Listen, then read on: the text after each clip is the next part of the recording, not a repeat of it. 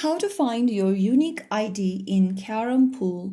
Hi everyone, welcome back to another video from Crazy Gamer. If you are in Carrom Pool and want to share your Carrom Pool unique ID with your friends or join tournaments, here is how you can find it. Launch open the Carrom Pool game on a device, and once you're inside the homepage logged in, go to the upper left corner and tap on your profile icon or avatar. From your profile section, you'll see your unique ID underneath your name at the top of the page. This will be your unique ID where you'll be able to find your name and then some numbers. This ID is handy for adding friends, joining clubs, or getting support. Only share your unique ID with trusted friends or official tournament organizers.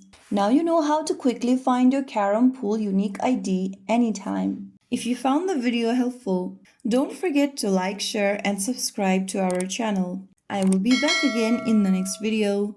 Thank you for watching.